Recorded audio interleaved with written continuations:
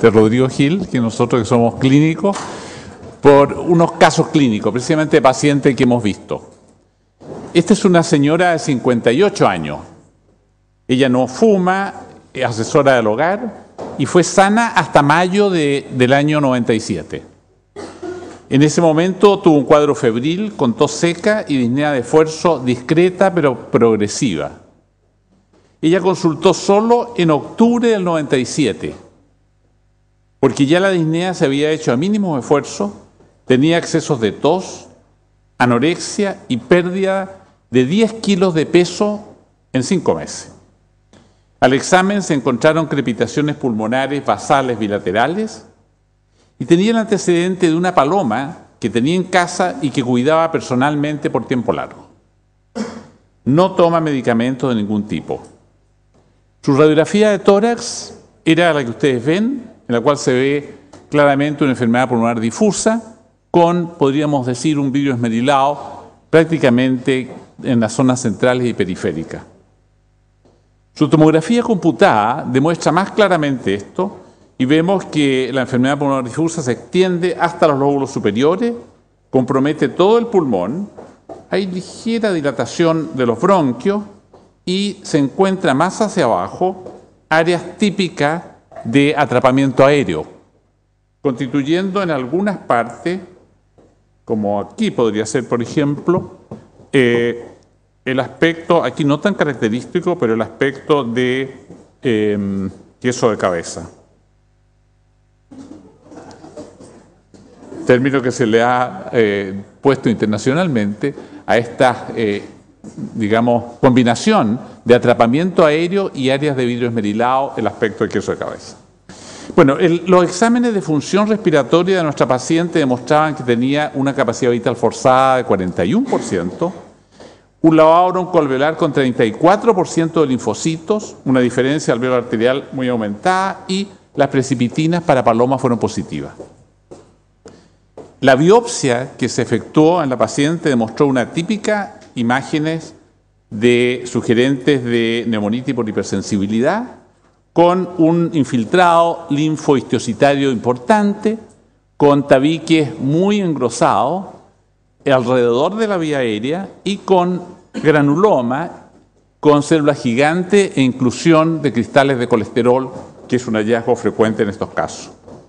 La enferma fue tratada, en ese momento se le dio 40 miligramos de prednisona y fíjense la evolución desde octubre del 97, diciembre del 97 fueron estos exámenes cuando empezó el tratamiento, hasta julio del 99, por 2 años con un progresivo aumento de sus valores de capacidad vital forzada. Fíjense la difusión que se demora más, llega, pero sí se va normalizando y a medida que la prednisona se va reduciendo en un periodo largo de tiempo.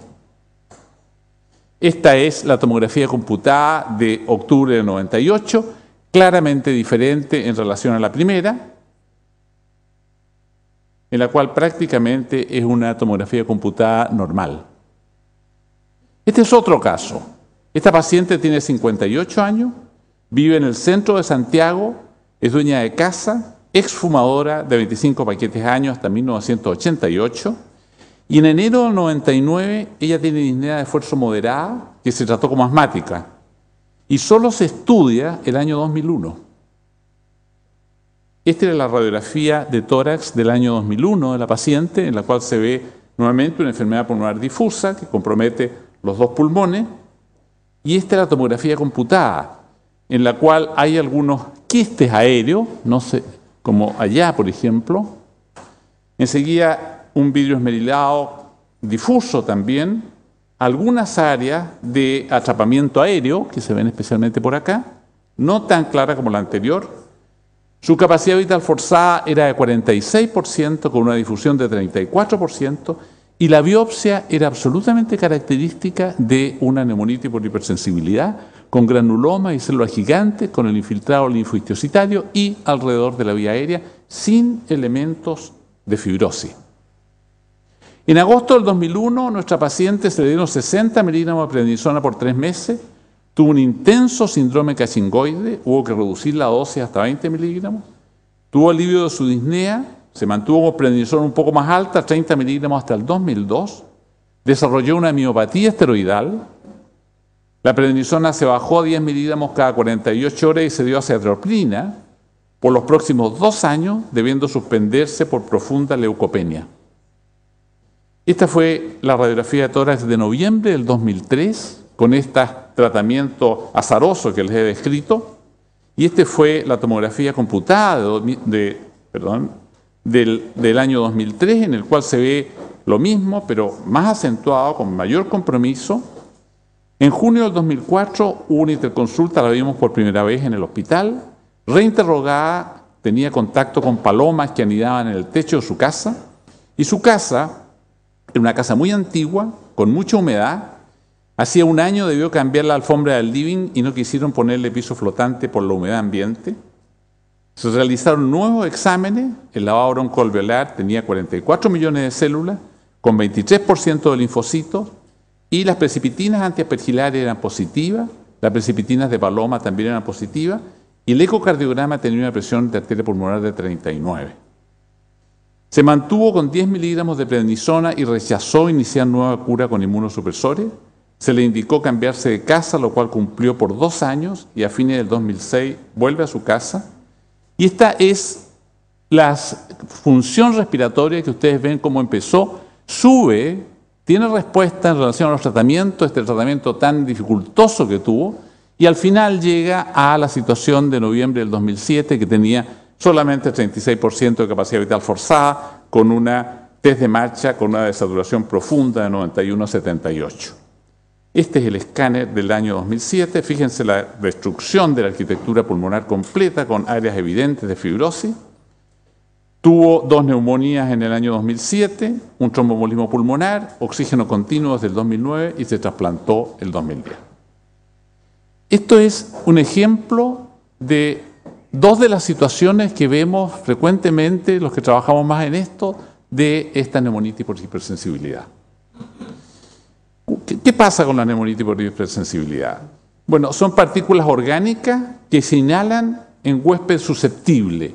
Esto es susceptible, hay estudios genéticos que demuestran, digamos, la susceptibilidad de algunos de estos pacientes. Se producen diversas formas clínicas que pueden ir desde recuperación con y sin tratamiento hasta fibrosis pulmonar y enfisema. Y el proceso diagnóstico que habitualmente hacemos todos, la clínica, la sospecha etiológica, la radiología, la función pulmonar, el lavado, la búsqueda de anticuerpos.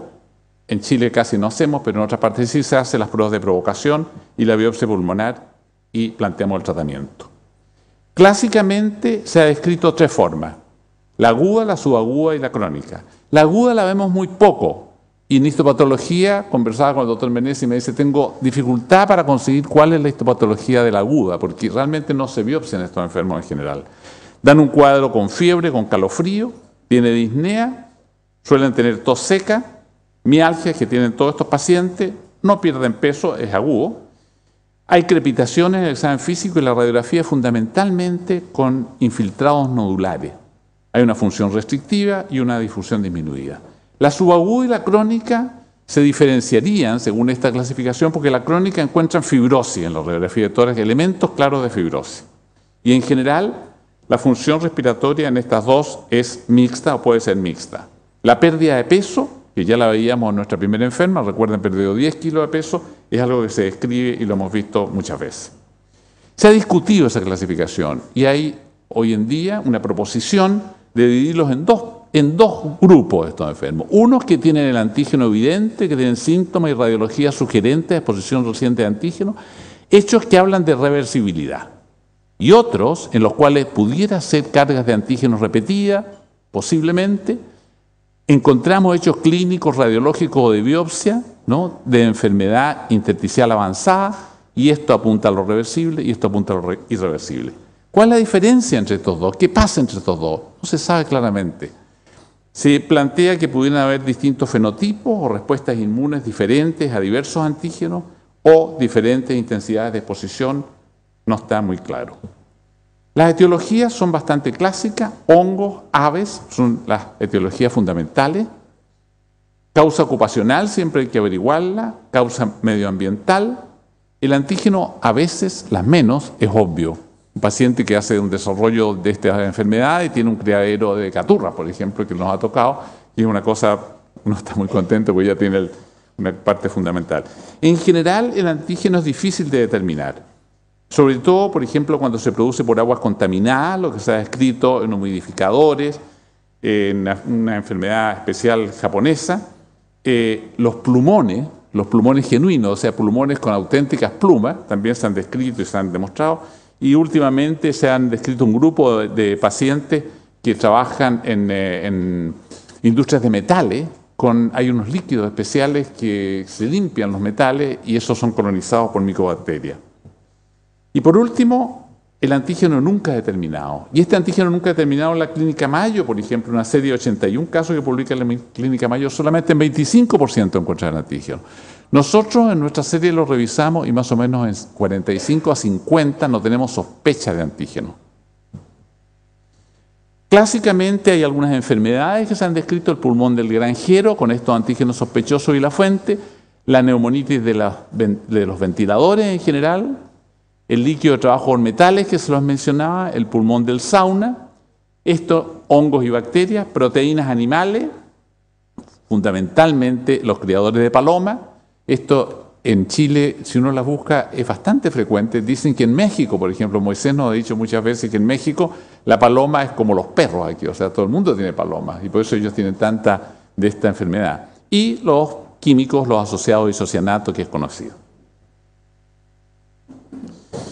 El diagnóstico radiológico es fundamental y podríamos dividirlo básicamente en dos grupos. Cuando es aguda o insidiosa sin fibrosis y cuando es insidiosa con fibrosis. En la primera, vidrio esmerilado, difuso, con atrapamiento aéreo y este signo, digamos, que a mí también me da mucha risa, que es el signo de queso de cabeza, que allá se ve, allá se ve, es eso, ¿no? O acá, marcado por este atrapamiento aéreo en zonas de vidrio esmerilado. Y la insidiosa con fibrosis, en las cuales están todos los elementos de fibrosis. Y fíjense que si uno mira descuidadamente el escáner, uno diría UIP, veo panal, etc. Llama la atención, sí, que es una UIP con panal, pero de lóbulos superiores también, cosa muy rara en la UIP, y con cierto respeto de las bases, que también es muy raro en la UIP. Esto de buscar fibrosis o elementos de fibrosis es muy importante. Por ejemplo, es la sobrevida desde el punto de vista radiológico en aquellos casos de que no hay fibrosis y en los casos que hay fibrosis. Histopatológicamente es lo mismo, y este es un trabajo de Chur, en los cuales divide, son 24 casos subagudos, celulares, y la sobrevida media de pacientes sin fibrosis en la biopsia fue de 22.4 años, versus patrón NSIP fibrótico o UIP, que fueron de poco más de 2 años. En nuestras biopsias encontramos cosas curiosas. Por ejemplo, nosotros dividimos las biopsias sin fibrosis y las biopsias con fibrosis y encontramos NSIP, áreas de NSIP en el 64% de biopsias sin fibrosis, pero también en el 41% de biopsias con fibrosis. Los granulomas estaban siempre en esta, pero solamente lo encontramos 33% en esta y los puntos diagnósticos tuvieron que hacerse basados en otras cosas. Y la neumonía en organización, fíjense, en el 50% en la biopsia sin fibrosis y en el 16% de biopsia con fibrosis. O sea, por ejemplo, en una biopsia transbronquial, si uno encuentra OP, ¿no es cierto?, naturalmente que puede estar en presencia de una neumonitis por hipersensibilidad, como lo decía ayer la doctora Porzoni. Ahora, esto como una, digamos, ruta clínica, hechos clínicos sugerentes, neumonitis por hipersensibilidad, escáner de tórax, que es indispensable, de buena calidad, de alta resolución, puede ser típico de neumonitis por hipersensibilidad, si la anamnesis es positiva, si las precipitinas son positivas, siempre hacemos un lavado, ya habiendo hecho el lavado generalmente, no sé qué en las contraindicaciones, hacemos biopsia transbronquial. Y si hay linfocitosis, está todo listo y el diagnóstico está hecho y debe entrar a esquema de tratamiento. Si al revés hay estos hechos clínicos, pero el TAC es atípico, y los antecedentes son dudosos y las precipitinas son negativas y el lavado broncoalveolar no tiene linfocitosis, pensamos en otra EPD, o si todavía, digamos, no tenemos un diagnóstico que nos acerque, hacemos biopsia por videotracoscopía. Ahora, ¿qué decir sobre la historia natural de la enfermedad? Bueno, hay un número importante de individuos que se mejoran al suprimir la exposición. Esto está descrito y lo hemos visto. Es importante aquí, ya vamos a hablar del tratamiento, hay muy escasa literatura sobre tratamiento, sobre los resultados del tratamiento, menos a largo plazo. Hay algo, pero es muy poco. La mejoría puede demorar varios años. Yo le mostraba a una enferma allí que mejoró que fue mejorando a través de varios años de tratamiento. El 50% del pulmón de granjero, por ejemplo, mantiene cambios menores en la función pulmonar. La mitad de los enfermos no mejoran bien su función pulmonar.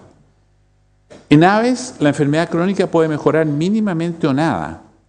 En una serie de 18 pacientes seguidos por 10 años, 5 tuvieron síntomas persistentes y 4 con función alterada. Los pacientes, ya lo veíamos, los pacientes con patrón fibrótico tienen una sobrevida media de apenas 2 años.